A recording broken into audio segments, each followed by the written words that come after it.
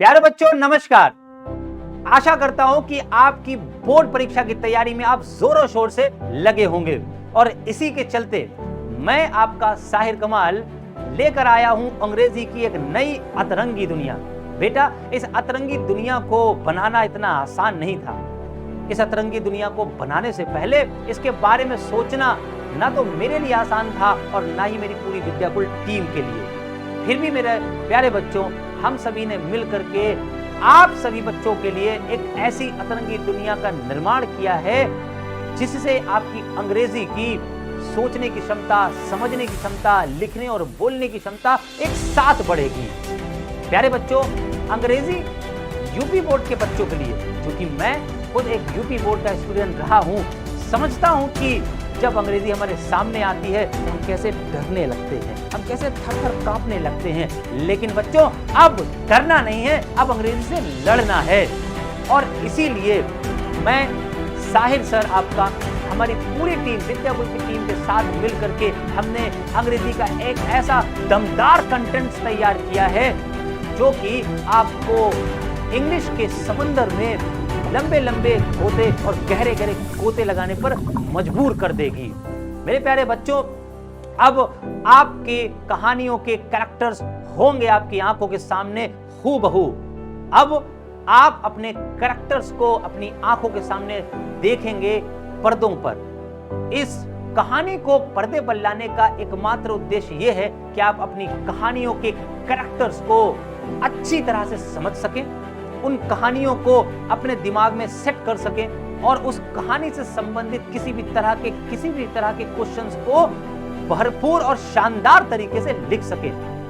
अब mister lamb जो एक लंगड़ा व्यक्ति है, उस लंगड़े को आप देखेंगे पर्दे पर। वो बच्चा डेरी जिसका आधा चेहरा जला हुआ है, उसको आप हूबहू देखेंगे अपनी आंखों के सामने।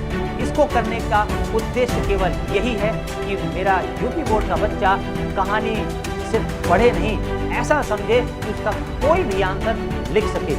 तो बिना समय वेस्ट करते हुए चलते हैं एक ऐसी अतरंगी दुनिया में जो कि यूपी बोर्ड के ऊपर इससे पहले ना तो पूरे यूट्यूब पर ना तो पूरी दुनिया में एक ऐसा प्रयोग हुआ जो कि विद्याकुल ने आप सभी के लिए किया। चलते हैं और देखते हैं कहानी मिस्टर लैम्ब की। धन्यवाद।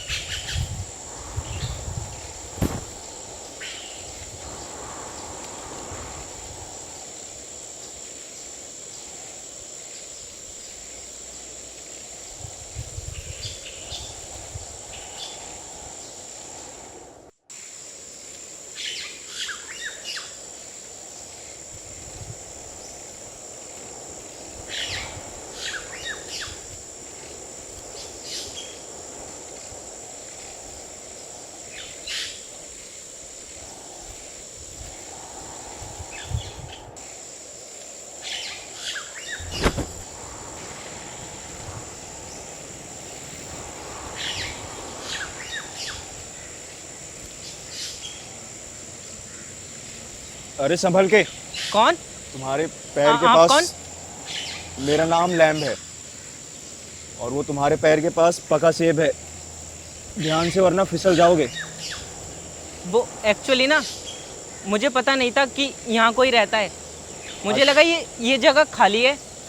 अच्छा, तो अब इतना वीराना लगता है बगीचा।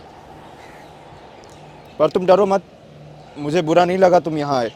नहीं, मुझे सच में लगा कि ये जगह खाली है। हाँ, अक्सर ये खाली रहता है जब तक मैं यहाँ आके बैठ न जाऊँ। और आखिर बैठूं भी क्यों ना, तुम खुद ही देखो। इतना प्यारा मौसम है, ये घर में बैठने के लिए थोड़ी है। पर अब ना मुझे चलना होगा, तो मैं चलता हूँ। अरे तुम डरो मत, यहाँ के बगीचे के दरवाजे सबके लिए खुले हैं। पर तुम ना जाने दीवार कूद कर आए। तो क्या आप मुझे देख रहे थे? हाँ, मैंने तुम्हें देखा, इसीलिए बता रहा हूँ कि तुम अगली बार आना तो दरवाजे से ही आना। पता है आपको कौन हूँ मैं? देखने से तो 13-14 साल के लड़के मालूम होते हो। 14? पर अब ना इस 14 साल के लड़के को ना जाना होगा।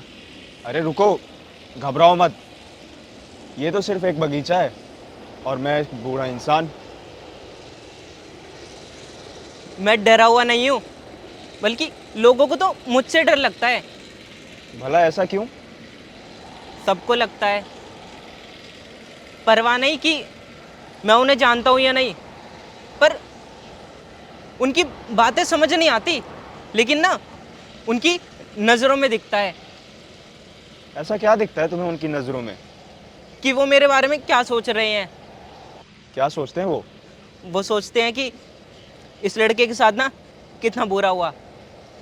इस लड़के की शक्ल ना कितनी बुरी है। नहीं, बहुत ही बुरी। नहीं, निहायती बदतर चीज़ है। और फिर आखिर में ना अपने मन में अंत में ना मेरे को ना बेचारा बोल के चले जाते हैं। मैं बेचारा नहीं हूँ, वो शायद ना इस शक्ल से ना डरे हुए हैं। और आखिर डरे भी क्यों ना, जब मैं अपनी शक्ल खुद आईने में देखता हूँ ना तो मैं खुद डर जाता हूँ। मैं आज भी डरा हुआ हूँ। तुम्हें पता है, जब मौसम थोड़ा ठंडा हो जाता है तब मैं उस चेयर पे चढ़ के ये सारे सेब तोड़ता हूँ और इनका मुरब्बा बनाता हूँ। बहुत ही स्वाद बनता है। ये महीना ही इतना प्यारा है सितंबर का, और तुम चाहो तो इस बार मेरी मदद भी कर सकते हो। आपने तो पूरी बात ही पलट दी। इसलिए ना मैं लोगों से बात नहीं करता। पता नहीं उन्हें मेरी बातें भाती क्यों नहीं। तो तुम क्या चाहते हो कि अब मैं तुमसे पूछूं?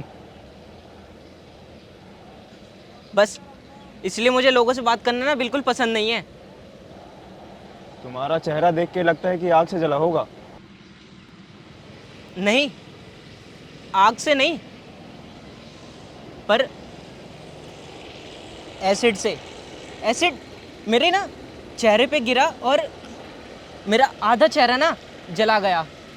एसिड मेरे चेहरे को ना खा गया, और शायद मुझे भी। अब मेरा चेहरा ना पहले जैसा कभी नहीं हो पाएगा। हाँ, पहले जैसा तो नहीं हो पाएगा, पर हमें आगे तो बढ़ना ही होगा ना। हाँ, तुम दीवार के उस तरफ देखो, देखो क्या दिखता है। वहाँ कुछ नहीं। अरे ज़रा ध्यान से देखो और मुझे बताओ तुम्हें क्या दिख रहा है। वहाँ बस घास फूस और हाँ, बस घास फूस, यही फिजूल की चीज़। जानते हो उन्हें वीड भी कहते हैं। लोग इन्हें अपने बगीचे में लगाते नहीं हैं, सब इन्हें फेंक देते हैं, लेकिन मैं उसे वहीं लगाता हूँ। यहाँ फल और फूल दोनों हैं, और वहाँ मैं घास उगाता हूँ। आखिर इनमें अंतर ही क्या है कि फूल को सराहा जाता है और वीड को उखाड़ फेंका जाता है। पर हम एक जैसे भी तो नहीं है ना। हम में और तुम में अंतर ही क्या है? तुम जवान हो और मैं बूढ़ा। तुम्हारा चेहरा एक तरफ से जला हुआ है और मेरा पैर एक टीन का है। आखिर हम में अंतर है क्या? आपका ही पैर टिन का है। हाँ, वो एक जंग में ये भी शहीद हो गया था। पर इसे तो ना छुपाया जा सकता है किसी भी कपड़े से या किसी चीज़ से, फिर ये पैर लगेगा नहीं कि टिन का है। हाँ, करा तो जा सकता है, कुछ लोग करते भी हैं, पर आखिर इसकी ज़रूरत है क्या? तुम ही सोचो। इसको छुपाने से, इन छोटी छोटी चीज़ों में ध्यान देने से क्या ही होगा? आखिर देखने को दुनिया में इतना सब और है। जैसे ये मेरा चेहरा। जैसे ये बगीचा, ये फूल, ये तितली, ये सब चीज़ें। बस यही चीज़ें? हाँ, ब्यूटी एंड द बीस्ट दोनों। क्या मतलब? तुम बताओ। मुझे ना ये कहानी ना कई बार बताई गई है कि सूरत से ज़्यादा ना सीरत ज़रूरी है, और शायद ना सिर्फ मुझे ही बताई गई है, क्योंकि मेरा चेहरा ऐसा है ना। पर जब उस कहानी में ना, जब वो लड़की बीच से प्यार करती है ना, हाँ। तो वो राजकुमार में बदल जाता है। लेकिन मेरे साथ ऐसा कभी नहीं होगा। हाँ, अब उस तरीके से तो तुम नहीं बदलोगे। हाँ, और शायद मुझे ना कोई लड़की किस भी नहीं करेगी। सिर्फ मेरी माँ ही है जिसको मेरे लिए प्यार आता है। और वो प्यार करे भी क्यों ना, ये तो उनका फ़र्ज़ है और शायद उनकी मजबूरी भी। पर जब वो मुझे किस करती है ना, तो मेरे चेहरे के उस हिस्से को किस करती है जो जला हुआ नहीं है। और ये मुझे ना बहुत बुरा लगता है। तो तुम्हें इस बात की फिक्र है कि तुम्हें कोई लड़की प्यार नहीं करेगी? कौन ही लड़की इस चेहरे से प्यार करेगी? क्या पता। मुझे पता है ना, जब मैं आपके जितना बूढ़ा हो जाऊंगा ना, तभी मेरा चेहरा ना आधा ही रहेगा। हाँ, लेकिन दुनिया तो तब भी आगे बढ़ेगी ना, तब भी ये चीज़ों में खूबसूरती बिखेरती रहेगी। हाँ, पर ये जो खिड़कियां हैं, आपने इन पे पर्दे क्यों नहीं लगा रखे? बड़ी अच्छी बात है, तुमने ध्यान तो दिया कम से कम। तुम्हें पता है, मुझे चीज़ें जैसी हैं वैसी ही पसंद है। चाहे धूप आ रही है तो धूप आए, अंधेरा है तो अंधेरा ही सही। मुझे बाहर हवा को सुनना बहुत पसंद है। आपको पता है, मुझे भी ना बारिशों की बूंदों को सुनना ना बहुत पसंद है। मतलब इतने भी खोए नहीं हो तुम। हाँ, नीचे जब मम्मी और पापा बात कर रहे होते हैं ना कि जब हम नहीं होंगे तो इसका क्या होगा, ये आगे जिएगा कैसे, हाँ, तो इससे अच्छा ना मैं अपनी छत पे जाके ना बारिशों की बूंदें सुनना ही पसंद करता हूँ। ये तो बहुत अच्छी बात है। अच्छा, मतलब आपका ये टिन का पैर दर्द नहीं करता? नहीं, टीन दुखता नहीं। लेकिन जब ये आपके चोट लगी होगी तब तो बहुत दर्द हुआ होगा ना? बेशक, उस समय तो अब मत ही पूछो। और लोगों ने तो ये भी कहा होगा कि मजबूत बनो, मजबूत लोग रोते नहीं हैं। लोगों ने बहुत कुछ कहा, लेकिन मैंने इनमें से तुमको कुछ भी नहीं कहा। और कुछ लोगों ने तो ये भी कहा होगा कि तुम लोगों से बेहतर हो। कुछ लोगों के तो कान नहीं होते, कुछ लोग ना कि उनके हाथ नहीं होते, कुछ लोग बहरे होते हैं, कुछ लोग अंधे होते हैं। वो तुम उन लोगों से तो बेहतर हो।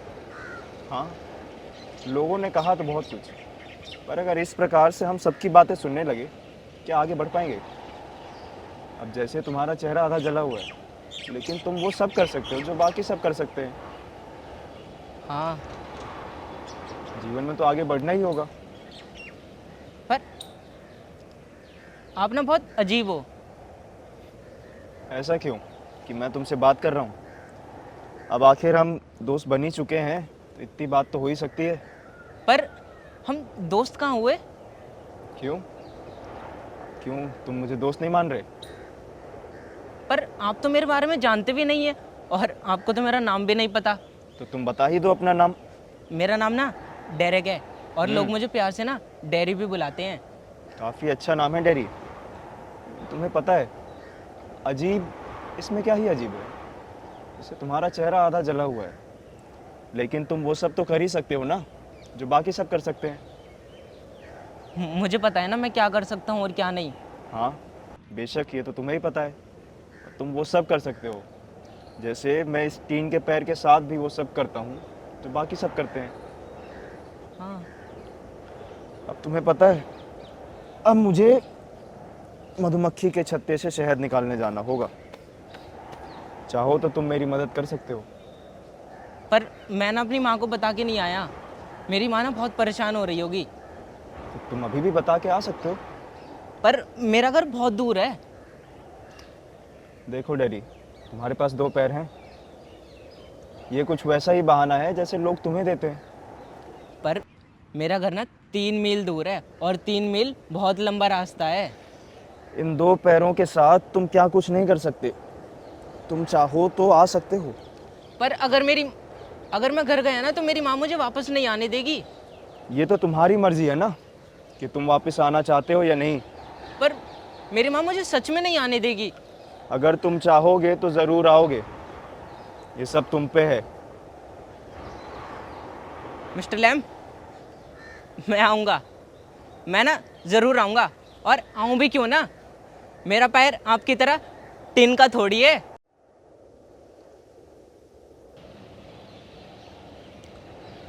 Mister Lam, mister Lam, mister Lam, मैं आ गया। Mister Lam, mister Lam, mister Lam, mister Lam, मैं आ गया। मुझे आने में ना थोड़ा समय लग गया, पर मैं आ गया।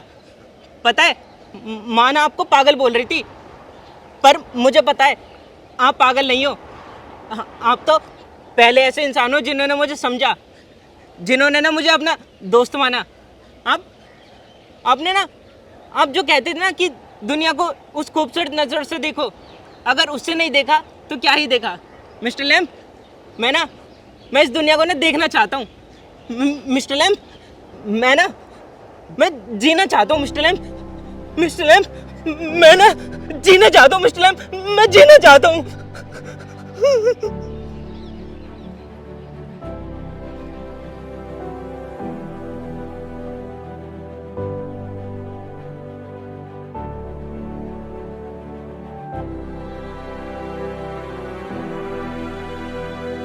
तो देखा मेरे प्यारे बच्चों, ये कहानी थी मिस्टर लैम की, on the face of it, written by Susan hill.